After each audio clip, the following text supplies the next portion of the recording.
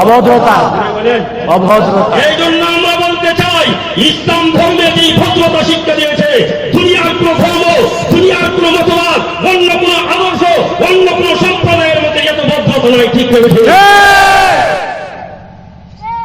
এখন নবীজি গিয়া ঢুকছেন, আল্লাহ নবী বিশ্বনবী রাহমাতুল্লিল আলামিন দিয়ে যখন তানঈমের তাবুর মধ্যে ঢুকলেন, আবিদ বিন মালিক এবং আবু জাহল লাফ দিয়ে চেয়ার থেকে নেমে বলেন, ও মুহাম্মদ, তুমি চেয়ারে বসো, আমরা তোমার সাথে মাটিতে বসে কথা বলবো। জোরে বলেন সুবহানাল্লাহ।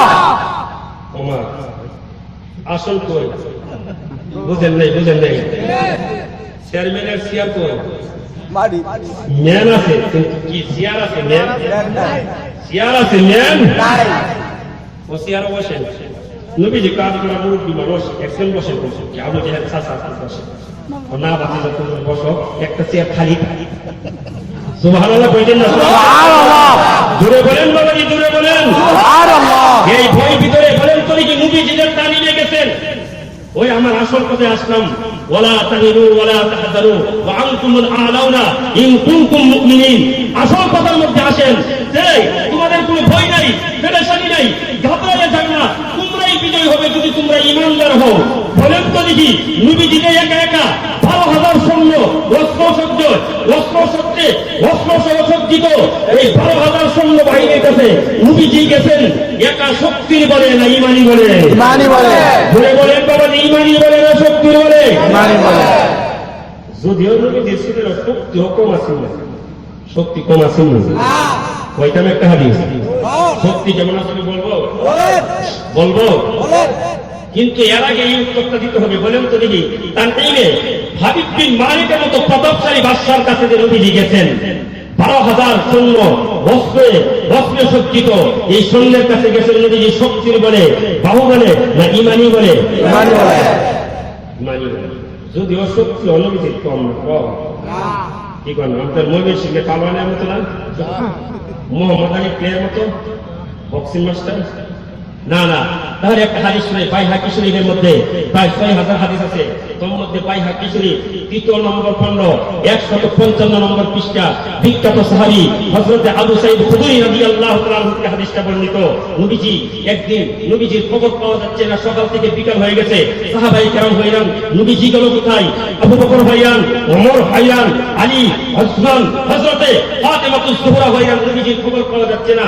না জানি কেউ নিয়ে নবীজিকে মাইরা ফেলছে। জোরে বলেন নাউজুবিল্লাহ। একজনে বলে, এই আবু বকর আরে নবীজিরে দেখছি ও দিয়ে মুহররম দিয়েছেন। আল্লাহ সুবহানাল্লাহ, সুবহানাল্লাহ। ও দিয়ে মুহররম এটা কোনটা? ওইটা আওয়ামী লীগের একটা এটা পেন, এমন নাকি? না। এই যে ও দিয়ে মুহররম, আরবের মধ্যে সবচেয়ে বড় পালোয়ান রুকানা পালোয়ান থাকে। জোরে বলেন সুবহানাল্লাহ। রুকানা পালোয়ান কারে কেমন বুঝামো কমো? হাদিসটা শুনে এলে রুকানা পালোয়ান কারে? রুকানা পালোয়ান তো হলো এমন ব্যক্তি সকালবেলা ডায়াবেটিক্সের জোর দিলে 450 কিলোমিটার যায়। মাশাআল্লাহ সুবহানাল্লাহ। যেমন লোক আমাদের মধ্যে এখানে একজন আছে, আসেনি? 450 কিলোমিটার যেতে পারে। তাইলে সুবহানাল্লাহ বলেন, যে সুবহানাল্লাহ। রুকানা পালোয়ান সকালবেলা জোর দিলে 450 কিলোমিটার যাইতে পারতো। বাইহাকী শরীফের হাদিস, সহিহ হাদিস। রুকানা পালোয়ান আরবের মধ্যে সবচেয়ে ঘুষওয়ালা উট হইল লাল উট। এই লাল উটের মধ্যে তখনকার সময়ে সর্বনিম্ন গোশত হয়েছে কমপক্ষে 11 মণ। সুবহানাল্লাহ বলেন। সুবহানাল্লাহ। কই মণ? 11 মণ। রুকানা পালোয়ান এক খাওয়াতে এক জায়গায় বসে 11 মণ গোশত অনেক সময়, সব সময় না, প্রায় সময় খায়া ফেলত। সুবহানাল্লাহ। সুবহানাল্লাহর আওয়াজে বোঝা যায় এখন লোক কয়েকজন আছে খাওয়া। জোরে বলেন সুবহানাল্লাহ, জোরে বলেন সুবহানাল্লাহ। আরেকটা বলি, জাবের রাদিয়াল্লাহু তাআলা আনহু বলেন, আমি তখন মুসলমান হই নাই, রুকানা পালোয়ানের সাথে আমার কুবাসা দেওয়া ছিল। রুকানা পালোয়ান পাথরের পাহাড়ের মধ্যে, আমাদের বাংলাদেশের পাহাড় তো হইল মাটির পাহাড়, ঠিক না বেশি? আরবের পাহাড় আমি ঘুরে ঘুরে দেখেছি বাবা, আল্লাহ তাআলা একবার নয় বহুবার হজ উমরাতে নিয়েছেন। সমস্ত আরব আমি আরব জাহান ঘুরে দেখেছি। প্রত্যেকটা পাথর, প্রত্যেকটা পাহাড় হলো কঠিন পাথর দিয়ে তৈরি, ঠিক না বেশি? জাবের রাদিয়াল্লাহু তাআলা আনহু বলে, আমি নিজে দেখেছি রুকানা পালোয়ান যদি একটা পাহাড়ের কোন জায়গায় বসে দিত, তার খুশিতে যেই বড় একটা ধাক্কা পড়তো, যে বড় ধাক্কা পড়তো, আমরা আরবে 200 যুবক ধাক্কাটা পর্যন্ত লড়াইতে পারতাম না। মাশাআল্লাহ, সুবহানাল্লাহ। আমাদের এমন যুবক আমরা আসি কি আসি ধরে বলেন সুবহানাল্লাহ, সুবহানাল্লাহ। একবার খুশি দিলে যদি 200 লোক না উঠাইতে পারে, তিনি কি মনে করেন শক্তি কম না বেশি? আবু বকর রাদিয়াল্লাহু আনহু শুননি মাথায় হাত দিয়ে বলেছে, হ্যাঁ আজকে আর আমার নবীর রক্ষা নাই, কেন রুকানা পারলাম খুঁজে নবীকে একা পাইলে শেষ করে। নাউযুবিল্লাহ। ওমর বলে, হ্যাঁ আজকে যদি নবীর সন্ধান পাওয়া যাবে না, কিন্তু নবী যে এখানে গেছে রুকানা নবী যে দেখা পড়ে মজা।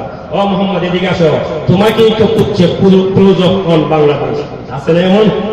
দেখেন না ছোট ছোট বাচ্চাদেরকে গান শিক্ষা দিয়ে, তোমাকেই খুঁজছে প্রযোজক বাংলাদেশ, গাও বাংলাদেশ গাও। কই কি কই না জুড়ে বলেন, কই কি না? তাইলে রুকানা পালাম তো মোহাম্মদ, তোমাকেই তো আমি খুঁজি, আসো। ভাগে পাই না, তবে আমি খাট পুরুষ না, আমি বীর পুরুষ, তোমাকে এমনি মারবো না, তোমার সাথে আমি কুস্তি করে তোমার মারবো। নাউযুবিল্লাহ বলে নাউযুবিল্লাহ। নবীদের কাছে গেছে, দেখো মোহাম্মদ বহুদিন একা পাইছে, আজকে ভাগে পাওয়া যাবে, কিন্তু আমি বীর পুরুষ, আমি খাট পুরুষ না, তোমাকে এমনি মারবো না, আমার সাথে কুস্তি করবো, কুস্তির মতো নাই হবে। নাউযুবিল্লাহ বলে নাউযুবিল্লাহ। কি বলেন আপনারা, মারতে পারবে তো? না। এই শক্তি আছে তো? না। পারবে কি? রুকানা পালাম আল্লাহর নবী বিশ্বনবী রাহমাতুল লিল আলামিন বলেন, ও রুকানা, আমি দুনিয়ার মধ্যে কুস্তি করার জন্য আসি নাই। কি বলেন, কুস্তি করার জন্য আসছেন? কেন আসছেন? 17 নম্বর কোরআন শরীফের 21 নম্বর সূরা 17 নম্বর পারা সূরা আম্বিয়ার মধ্যে আল্লাহ বলেন, ওয়া মা আরসালনাকা ইল্লা রাহমাতাল লিল আলামিন।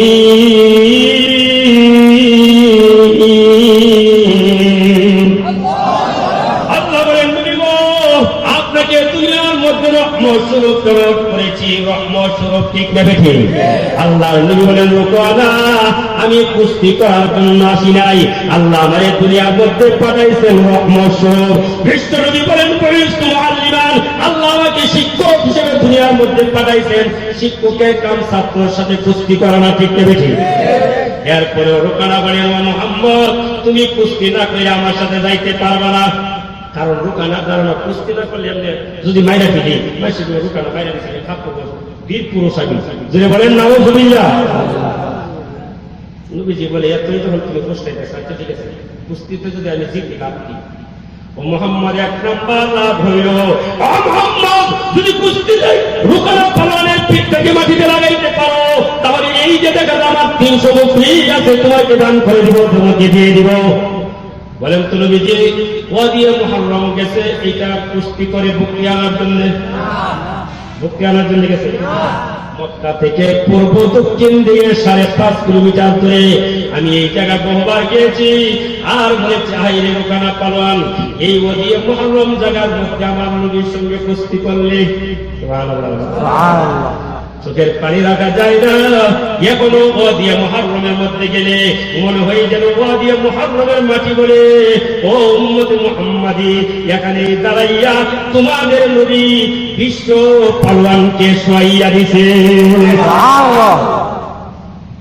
নবীজি বলেন, সার ভাই না যাও, তাহলে ধরো, তুমি ধরো না। আল্লাহর নবী বলেন, সবল নবীজি তাদের রুকানা যত পালোয়ানাই হোক, নবীজি সবল, সে দুর্বল, ঠিক আছে? আল্লাহর নবী বলে, ও রুকানা, সবল হয়ে দুর্বলের উপর আক্রমণ করা এটা মানুষের কাজ না, এটা কুকুরের কাজ, ঠিক আছে? এলাকাতেও সবল হয়ে দুর্বলের উপর আক্রমণ করার মতো মানুষ আসেনি? আছে, আছে। বলেন, এই স্বভাবটা মানুষের না কুকুরের? দেখবেন এক কুকুর যদি সবল হয়, দুর্বল একটা যদি কাছে পায় না, মাগার আর রক্ষা আসেনি। নবীজি বলেন, ও লোকেরা, দুর্বল হয়ে সবল হয়ে দুর্বলের উপর আক্রমণ করা এটা মানুষের কাজ, এটা কুকুরের কাজ। ও মুহাম্মদ, তুমি কি বলতে চাও? আমি দুর্বল, তুমি সবল?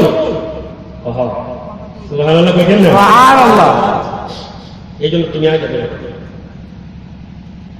নবীজি রুকানা বলেন, না তুমি আগে বলো। তো তাই ঠিক আছে, তুমি যখন লাগবে আমারই দেখতে আমি আর তোমার জানলাম না, নেও আমার হাতটা শুধু করলাম, শুধু আপনার মাথা করে সুবহানাল্লাহ। বলেন তো, সোজা হাত পাকা করা খুব সহজ, শক্তি লাগে না? সহজেই করা যায়। আপনি যত বড় শক্তিশালী হোক, একটা বাচ্চা কিন্তু এখানে বাড়ি দিয়ে আপনি খুব সহজ না কঠিন? আল্লাহ নবী বিশ্বনবী বলেন, তোমার সঙ্গে কুস্তির জন্য আমি দুনিয়াতে আসি নাই রে রোকানা, এরপরে যখন তুমি আমাকে ছাড়বে না, আমাকে আগে ধরতে হবে, আমি আগে ধরতে রাজি না। আমি নবী বিশ্ব নবী সবই কোন মাস্তক নবীর হাত সোজা করলাম, তুমি একটু পাকা করে দাও। সুবহানাল্লাহ। সুবহানাল্লাহ। আল্লাহ নবী বিশ্ব নবী আলমের বিখ্যাত সাহাবী হযরতে জাবের রাদিয়াল্লাহু তাআলা আনহু বলেন, আমি তখনও মুসলমান হই নাই, দূর থেকে দৃশ্যটা অবলোকন করলাম। সুবহানাল্লাহ। আল্লাহর নবী হাতটা যখন সোজা করে দিলেন, রোকানা পারওয়ান তার শরীরের সমস্ত শক্তি বের করে হাজারবার চেষ্টা করেছেন, ব্যর্থ হয়েছেন। নবীর সোজা হাত কোনদিনও পাকা করতে পারে না। কি করতে পারে? মোহাম্মদ জানি না কি শুরু করলা, আবার যাও নবীজি কই, এবার আমার হাত না আমার আঙ্গুল। সুবহানাল্লাহ। জুড়ে কোন জুড়ে আমার আঙ্গুলটা বাঁকা করলাম, তুমি আঙ্গুলটা তুমি সোজা করে ফেলো। আঙ্গুল কানা পালন করেন, বাহাদুরি করার এই জন্য কি আঙ্গুল দিয়েও বাহাদুরি করো মোহাম্মদ, এইবার আমি হারবো না, জিতবো। কি বলেন? হারবো না, জিতবো। এইবার জুড়ে বলেন, হারবো না, জিতবো। আল্লাহ নবী বিশ্বনবী সাদিকুল মাসদুক নবী সাল্লাল্লাহু আলাইহি সাহাবী জাবের রাদিয়াল্লাহু তাআলা আনহু বলেন, আমি তখন মুসলমান হই নাই, আমি লোকটা আমি তোর থেকে অবলোকন করতেছিলাম, কারণটা কি ঘটে। এমন সময় আমি দেখলাম নবীজির আঙুলটা বাঁকা করলো, এবার লোকানা তার শরীরের সমস্ত শক্তি বের করে টানতে আছে, এক সময় সমস্ত শরীর ঘামে ভরে গেল, ব্যর্থ হয়ে গেল। নবীজির বাঁকা আঙুল সোজা করা সম্ভব হলো না। এটা বোঝা যায় মনে আছে না? ওই যে হাবিব বিন মালিকের কাছে, তাই না? আল্লাহর নবী বিশ্বনবী বলেন, এবার আমার সিরাজ তোমারে ধরা। দেখতে পেয়েছি আল্লাহর নবী বিশ্বনবীর সাহাবী জাবের রাদিয়াল্লাহু তাআলা আনহু বলেন, আমি এখন কাছে গেলাম, এতক্ষণ ছিলাম দূরে, এখন নবীজি যেহেতু ধরবে আমি আসলাম কাছে। সুবহানাল্লাহ। আল্লাহ কসম করে বলি রে দুনিয়ার মানুষ, আমি দেখলাম আল্লাহর নবী তার তরকারি আঙ্গুলটা রোকানা পালোয়ানের কাঁধে রাখতে দেরি হলো। রোকানা পালোয়ান মাকে ডাক দিয়া উজ্জা, ওলা উজ্জা করে ডাক দিয়ে নিচে পড়তে দেরি হয় নাই। রোকানাতুল আতা আল্লাহ, রোকানাতুল আতা আল্লাহ মালি মারে এলো ওয়াসারা ইনহি খিবার। দিবেন সুবহানাল্লাহ। রোকানা পালোয়ান দেখো, ঠিক আছে?